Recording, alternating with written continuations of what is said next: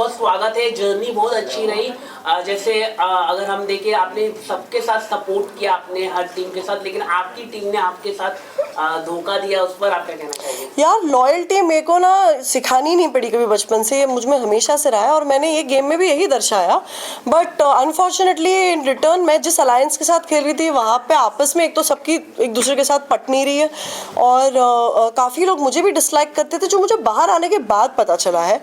सो वो थोड़ी हर्टफुल भी रही है वो चीज़ें, but I guess that's the nature of a reality show और ये सब मैं भी सीख ही रही हूँ लाइफ में पहली बार। मैम, कहीं ना कहीं हमारे यहाँ कहावत है कि हाथी चले बाजार, कुत्ते भौंके हजार। तो कहीं ना कहीं कहावत तो आप समझ गए, पर ये जो वाकया हो रहा है शो के बाद भी, जो पुलिस कंप्लेन एंड ऑल, उस पे आप किस तरीके से इसको देखते हैं? करेक्शन, मैंने पुलिस कंप्लेन नहीं की है, अगर मुझे करनी पड़े तो मैं बिल्कुल पीछे नहीं हटूंगी, क्योंकि जिस लेवल की मेंटल हरासमेंट मुझे की जा रही है फ़िलहाल, ये बिकॉज मैं स्ट्रॉन्ग हूँ मैं फिर भी ले पा रही हूँ, लेकिन मेरी फैमिली तक बात ये पहुँच गई है। सबको बोला गया, मुझे रेप थ्रेट्स, मुझे डेथ थ्रेट्स आ रही है। मैं अगर मेरी किसी फ्रेंड को भी टैग करती हूँ तो उनके अकाउंट पर जाके भी उन्हें गालियाँ दी जा रही है। मुझे बहुत फाइनेंशियल लॉस करने के वे में ये किया जा रहा है, टारगेट किया जा रहा है, बिकॉज मैं एक सॉफ्ट टारगेट हूँ। बट मैं उन्हें बताना चाहूँगी कि मैं सॉफ्ट टारगेट नहीं हूँ, मैं उनके लेवल पर गिर नहीं सकती जवाब देने के लिए। मैं ट्रोलर्स के ऊपर पैसे बर्बाद नहीं कर सकती कि जाओ और जाकर ट्रोल कीजिए। क्यों उनके अकाउंट पर कोई गालियाँ नहीं है और क्यों सिर्फ मेरे ही अकाउंट पर ऐसी सब चीज़ें, गंदी गंदी चीज़ें लिखी जा रही है। As a women I think I will take this stand और मैं अर्ज करती हूँ कि जो भी परेशान किया जा रहा है, हमारे इंडियन लॉज बहुत स्ट्रॉन्ग है और मैंने साइबर क्राइम डिपार्टमेंट में भी इनके खिलाफ कंप्लेंट लॉन्च की है। एंड अगर मुझे पुलिस की भी हेल्प लेनी पड़ी, जो मैं बहुत जल्द दूंगी, मुझे लग रहा है जिस तरीके से उनका बिहेवियर है मुझे लेनी ही पड़ेगी, and I will stand by for my honour and dignity. Ma'am, कहीं ना कहीं वंशज एज अ कैरेक्टर आपको क्या कहेंगे उसके बारे में? क्योंकि करण पटेल से उनने बदतमीजी की, आपसे भी कहीं ना कहीं उनका तरीका अच्छा नहीं था, बाहर आके मीडिया पे आपके साथ भी कहीं ना कहीं उनकी लड़ाइयाँ हुई है, तो क्या कहेंगे? मैं सिर्फ ये कहना चाह रही हूँ कि वो क्या कर रहे हैं, हम सबके नाम पर जाने जाए, इसीलिए हम सबसे वो पंगे ले रहे हैं। आज आप सब यहाँ बैठे हैं, आज मैं यहाँ पे 10-15 सालों से काम कर रही हूँ, आप सब जानते हैं मेरी ज़िंदगी में किसी के साथ कंट्रोवर्सी नहीं हुई है, मेरा किसी के साथ झगड़ा नहीं हुआ है, मैं किसी के लिए कभी ख़राब नहीं बोलती। तो क्यों ऐसा हो रहा है कि एक ही इंसान है जो सबको परेशान कर रहा है, जो सबके नाम पे फेम खाने के लिए देख रहा है और वो सक्सेसफुल भी हो रहा है, but not any more, not at the cost of dragging me and my family. मैं इतना पावर किसी को नहीं दे सकती हूँ और इसीलिए मैंने एक लीगल रास्ता लिया है, क्योंकि मुझे अपने आप को सेफगार्ड करना है। मुझे यहाँ तक की धमकी आई है कि अगर तुम रास्ते पर अकेली चलती हुई दिखी, हम तुम्हारे को आकर पीछे से स्टैप कर देंगे। मुझे जो रेप थ्रेट्स आ रही है, अगर मेरी पूरी जो सोशल मीडिया टीम है, लड़कियां हैंडल करती है वो team, and I am not kidding you, वो लड़कियां ट्रॉमेटाइज्ड है। वो कह रही है हम आपका डीएम्स खोल नहीं सकते, पढ़ नहीं सकते। सो ये सब हेट क्यों? शो था, शो में बातचीत हुई, झगड़ा हुआ, लोगों की मारामारी होती, वो लोग भूल जाते, आगे बढ़ते हैं जिंदगी में, क्योंकि हम सब बिजी इंडिविजुअल्स हैं। आज मेरा शो खत्म हुआ, मैं शूट में गई हूँ, मैं लाइन्स बोल रही हूँ, सेट पे मैं एक एक्टर हूँ, मेरे पास दूसरी चीज़ है। क्या हुआ है, ये लड़का बहुत कंफर्टेबल हो गया, आई थिंक, कि उसे एक कीबोर्ड दे दिया है, उसे एक कंप्यूटर दे दिया है और वो अजीब अजीब शक्लें बनाता है। एंड सच बात है, वो एक ट्रबल्ड इंसान है, उसे हेल्प की ज़रूरत है, मैं उसकी हेल्प करने के लिए तैयार हूँ, मैं उसके मेडिकल बिल्स पे करने को तैयार हूँ if he wants to go to a doctor, but he needs help. तुम इतना हेट मेरे लिए क्रिएट कर रहे हो, तुम्हें इससे क्या मिल रहा है? आज तुम्हारे पास आवाज़ है, तुम लोगों को इंस्पायर करो ना। आज मैं लोगों को इंस्पायर करती हूँ कि अपनी आंखें डोनेट कीजिए, अपने जाने के बाद अपने बॉडी के कुछ ऑर्गन्स डोनेट कीजिए, आप अपने as a woman eggs freeze कराइए, आप जानवरों की मदद कीजिए, ये आवाज़ उठाती हूँ मैं। और आप क्या करते हो? आपने खुली थ्रेट दी है ये बोल के कि रिधिमा आज आप सो जाओ रात को, मैं तो आप करके बात करो, आपसे सुबह उठोगी तो देखो आपके साथ क्या होता है। और वही हुआ है, मुझे आपने रेप थ्रेट्स दिलवाइए, मुझे अपनी डेथ थ्रेट्स दिलवाइए, आपकी उम्र ही क्या है ये जो आप कर रहे हो। बट करेक्शन, ये बात मुझे समझनी चाहिए कि ये एक 22 साल का ग्रोन अप आदमी है, ये एक लड़का नहीं है जो चाहता है कि ये प्रूव करे उसका पॉइंट। जेनजी के नाम पर, मुझे जेनजी से प्यार है, मेरे घर में 2 जेनजी है, my nephew is a Gen Z, I love them, they are so respectful, उनसे कुछ नया सीखने मिलता है। लेकिन ये ऐसा जेनजी नहीं होता यार। लेकिन आजकल हम देख रहे हैं रियलिटी शोज में इसी तरह के लोग उनको बढ़ावा दिया जा रहा है, एंडोर्समेंट भी इनको ही ज्यादा मिल रही है, रील्स भी इनकी कट रहे हैं, तो आप कैसे देख रहे हैं? कोई बात नहीं, मैं 2 रोटी कम खा लूंगी जिंदगी में, लेकिन मैं ऐसी जिंदगी नहीं जी सकती कि किसी और पर कीचड़ उछालकर मैं आगे जाऊं। और ये जो मेंटालिटी है शायद वो रियलिटी शोज के लिए चलती भी होगी, लेकिन मैं ऐसी इंसान ही नहीं हूँ, यू नो। आज तक मेरी कोई कंट्रोवर्सीज हुई नहीं, तो मुझे खींच कर ड्रैग किया जा रहा है जो मैं होना नहीं चाहती। मेरे पास बहुत काम है टू गेट बिजी, एंड इसीलिए मैंने लीगल टीम बीच में रखी है as a barrier, they will take this forward. कल से भी इंटरव्यू में बोल रहे हैं कि यहाँ पर मैं दिखाता हूँ, ऐसा मतलब हर कोई ऐसा बोलता है कि हम यहाँ पर आओ, तो ये क्या चलना मतलब रियलिटी शो में, मतलब मारा मारी यहाँ पर आओ, ये क्या? मुझे कुछ करना है, इधर आओ।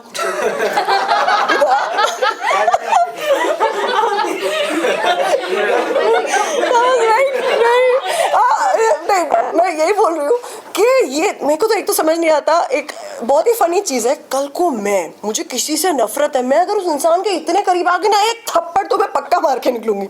ये लोग कंट्रोल भी कर लेते हैं, बड़ी मजेदार बात है यार, ये सीखने वाली बात है इनसे। रिधमा जी, लास्ट टाइम जब हमने दिव्या दी से बात की थी तो उन्होंने भी कहा था कि 50 में मेल डोमिनेंस थोड़ी ज्यादा ऐसा पोर्ट्रे किया जा रहा है या दिख के आ रहा है उनके हिसाब से। एंड जैसा आपने कहा रियलिटी शोज का बेस ही यही होता है, थोड़ा लाउड हो जाना, थोड़ा झगड़ा होना। तो आपको लगता है ये जो आपकी ये जो 22 साल की जो इन्फ्लुएंसर, हम नाम नहीं लेना चाहूंगी, इनके साथ जो कंट्रोवर्सी हुई, इसकी जगह अगर 2 लड़कों में लड़ाई होती तो इतना एक्सटेंड हुआ होता है? नहीं, ये बिल्कुल नहीं होता एक्सटेंड इतना। अब हुआ क्या है कि वो ऑलरेडी इतनी गंद बोल चुके हैं प्रिंस और करण के बारे में। He is treating me like a soft target, जो मैं हूँ नहीं।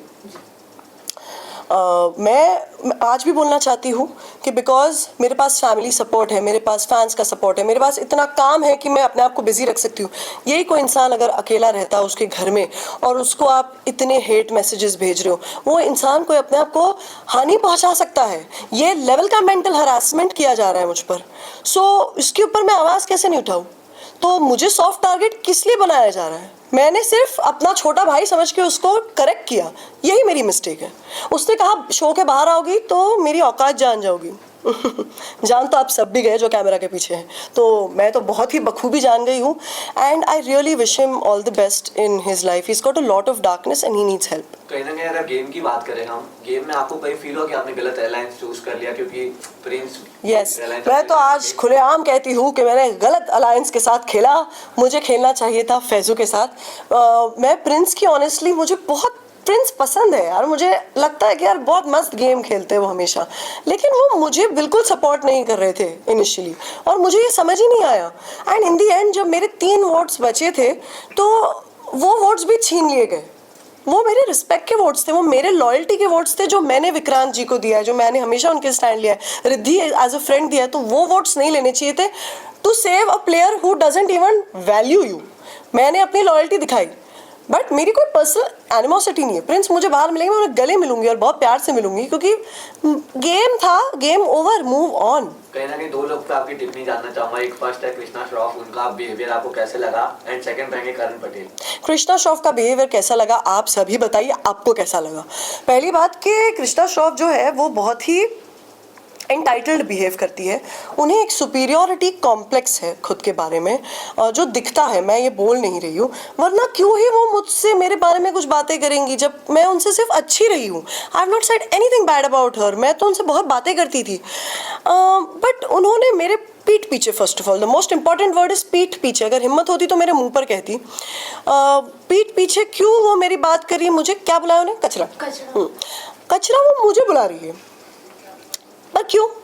क्योंकि जो एक गेम था वो पिंग पोंग बॉल, अरे भाई एक ग्लास में बॉल फेंकना था, 500 चांसेस मिले आपको, इतना भी नहीं कर पाई, तो वो आप शॉट है, आप क्यों सड़ रही है? क्योंकि मैं जीत गई अगला टास्क।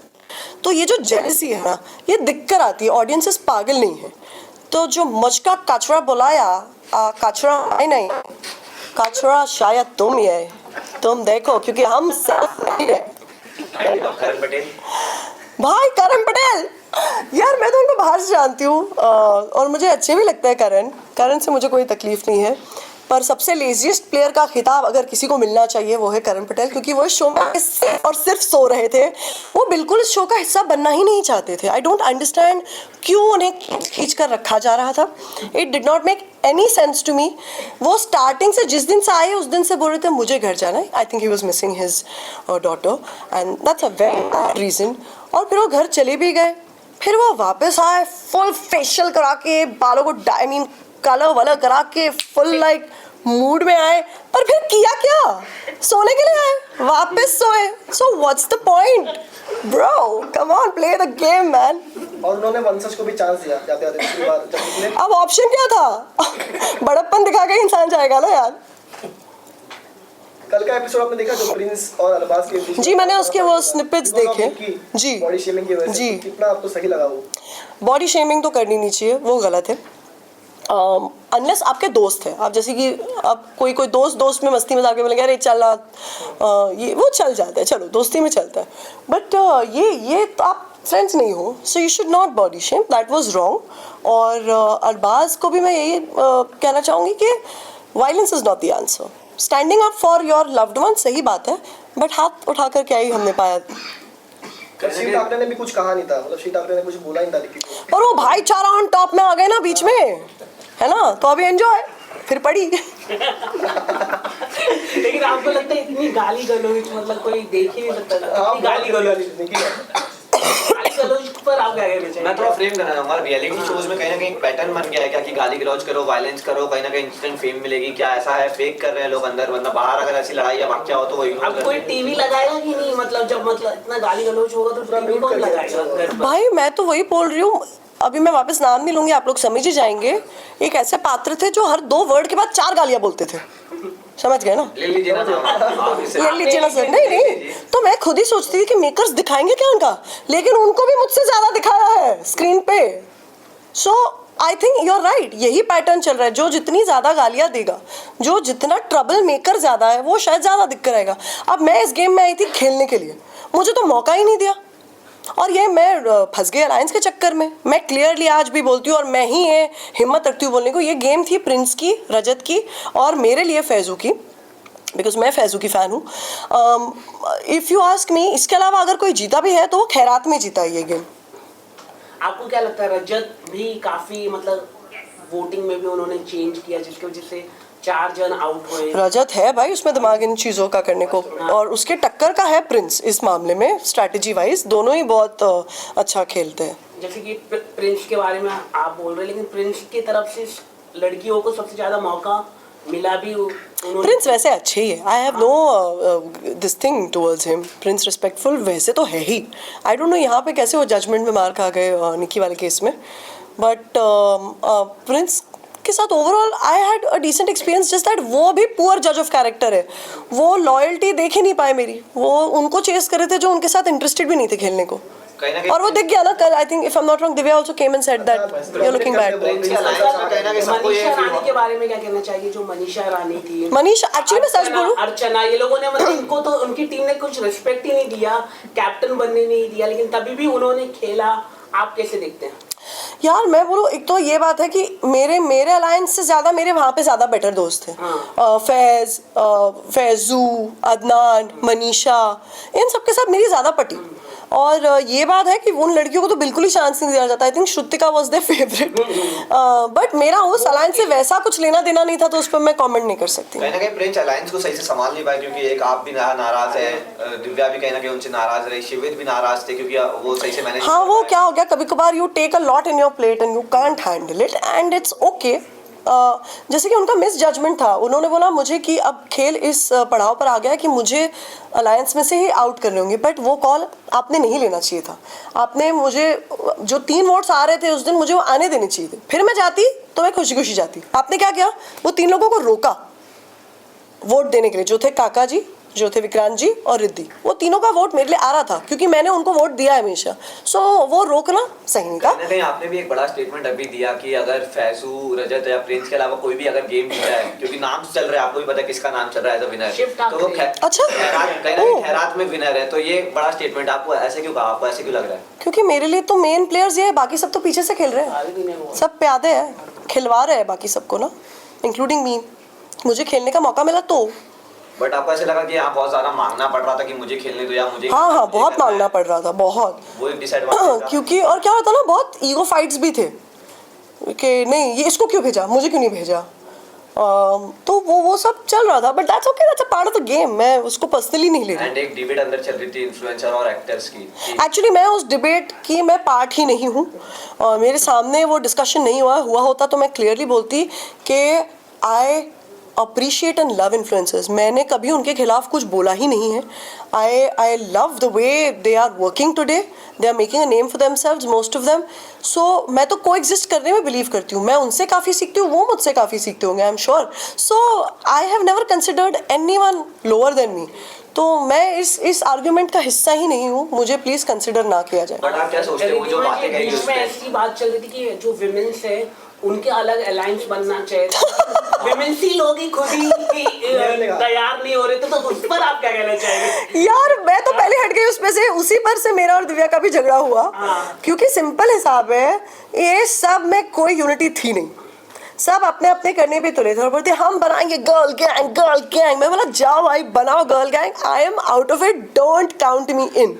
अब जैसे ही मैंने ये स्टेटमेंट मारा ना, प्रिंस समझ गया it's a good time to again win it back. तो प्रिंस ने कहा कि नहीं भाई तुम लोगों की तो वैसे ही नहीं पट्टी, कहाँ से करोगे। तो मैंने बोला बिल्कुल बिल्कुल सही, आई एम विद प्रिंस। तो उधर से तब दिव्या मुझ पर भड़क गई कि क्या है, हम लोगों का प्लान था, तू पूरा प्लान चौपट करी वाला वाइब था। तो मैंने बोला भाई मुझे जो करना है मैं करूँगी, मुझे कोई डोमिनेट नहीं कर सकता यहाँ पर। एंड हमारा बहुत आर्ग्यूमेंट भी हुआ because I consider Divya a friend, but show में जाकर उनका थोड़ा मुझे कुछ अलग ही रंग दिखा। बट इवेंचुअली वो मेरे पास आई, उन्होंने अपोलोजाइज भी किया and she sorted it out with me, she took the effort, तो मुझे अच्छा लगा। कहीं ना कहीं लास्ट फाइनली आपसे दो नाम जानने चाहेंगे जो घर में आपको सबसे ज्यादा फेक लगा और रियल बिल्कुल नहीं खेला, और दो नाम जो बहुत ही जेन्युइन होके खेला आपके अकॉर्डिंग। जेन्युइन है फैजू, और फेक सभी फेक थे यार। कोई दो ऐसे जो बहुत ही मतलब बिल्कुल पर्सनालिटी के उलट फेर काम कर रहे थे अंदर? सबसे डिप्लोमेटिक अगर मैं कहूँगी तो वो है शिव। वो जैसे वक्त आता था इसके लिए तो एकदम ऐसे उनकी आंखें ऐसी ऐसी हो जाती थी, वो बहुत डिप्लोमेटिक वे में ये कर लेते थे। उनको वो इंटेलिजेंस है कि कैमरा पे कैसे क्या बोलना है, दिव्या को भी वो इंटेलिजेंस है, तो ये दोनों को मैनिपुलेशन पता है इस बारे में। Thank you. जैसा आपने कहा कि आपने पर्सनली नहीं लिया और तो होता ही रहता है, बाहर जाके कभी कभार लोग सॉर्ट आउट कर लेते हैं, आपका दिव्या जी के साथ भी सॉर्ट आउट जी, है सब कुछ। जी। लेकिन वंशज के साथ ये जो है ये बहुत ज्यादा एक्सीडेंट हो चुका है, आगे जाके अगर बाय चांस सॉर्ट हुआ तो आप उनको माफ करते हैं? नहीं, कभी ज़िंदगी में नहीं, मैं उनसे बात भी नहीं करूँगी कभी ज़िंदगी में। मैं जिनका रियलिटी शो में रियल कलर दिखता है वो वैसे ही होते हैं रियल लाइफ में, कोई अलग नहीं होते। Okay, thank you so much. Thank you.